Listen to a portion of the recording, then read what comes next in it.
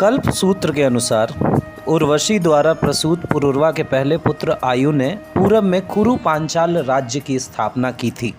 उनके दूसरे पुत्र अमावसु ने पश्चिम में गांधार राज्य की स्थापना की थी और इन्हीं राज्यों ने कुरुक्षेत्र में लड़े गए महाभारत युद्ध की पृष्ठभूमि बनाई थी। तो महाभारत युद्ध से पुरूरवा कैसे संबंधित है, आइए इस कहानी से समझते हैं, जिसका नाम है पुरूरवा का जुनून। चंद्रवंशी पुरूरवा ने एक बार उर्वशी को नदी में नहाते समय देख लिया।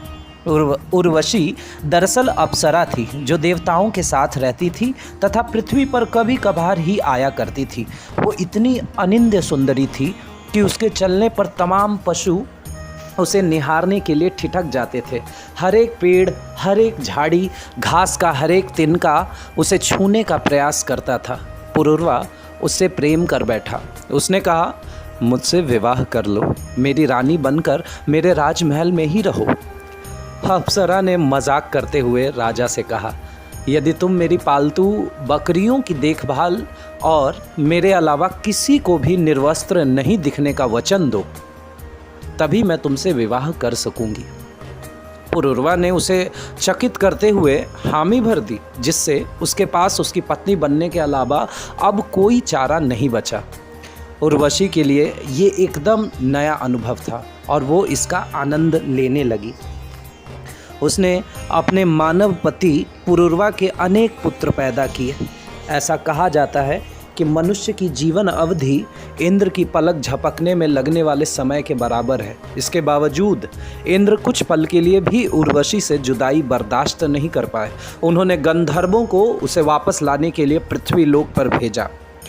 पुरूरवा जब उर्वशी से प्रेम लीला में व्यस्त था, तभी गंधर्वों ने उसकी पालतू बकरियों को उसके पलंग के नीचे से चुरा लिया। जैसा कि उर्वशी ने कहा था कि उसे विवाह इसी शर्त पर करना है जबकि उसके बकरियों की देखभाल पुरूरवा करेगा। लेकिन अब क्या, ये बकरियां तो चुरा ली गई थी। तो उर्वशी ने कनखी से ये सब तो देख लिया था और अचानक मर्मांतक स्वर में चिल्लाई, ओह मेरी बकरियां, कोई मेरी बकरियां चुरा रहा है। पतिदेव, अपनी प्रतिज्ञा पूरी करो और उन्हें वापस लेकर आओ।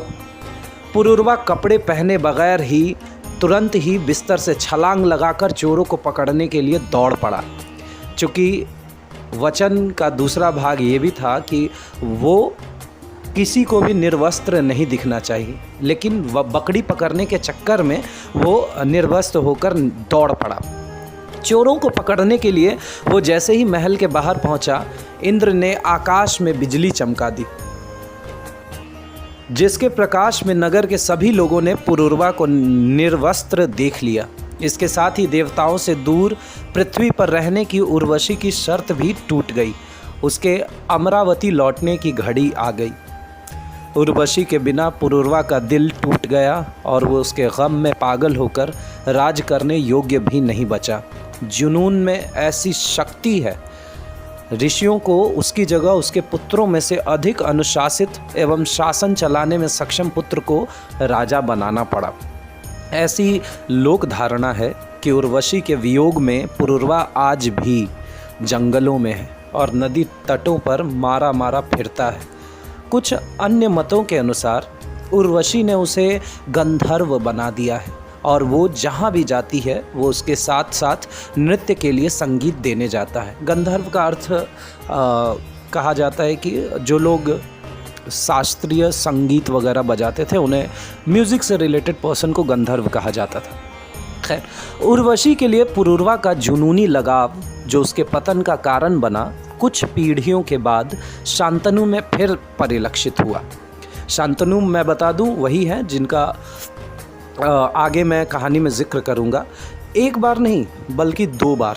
पहली बार गंगा के प्रति प्रेम के रूप में और दूसरी बार सत्यवती के लिए, जिसके वैसे ही घातक परिणाम निकले। हालांकि मनुष्य की स्मृति क्षणभंगुर है और इतिहास हमेशा खुद को दोहराता है। यहाँ मैं बता दूं आपको कि सत्यवती और शांतनु का संबंध गंगा के प्रेम से है। यही गंगा जो आगे चल कर के भीष्म को जन्म देती है और भीष्म के बाद ये पांडु और धृतराष्ट्र के पिता और दादा की कहानी है। तो मैं आपको आगे बताऊंगा कि कैसे गंगा के प्रेम में शांतनु ने सत्यवती से विवाह किया, फिर गंगा से तो विवाह कर ही चुका था, उसके बाद भीष्म का जन्म हुआ। ये सारी कहानियाँ आगे आपको पता चलेंगी। धन्यवाद।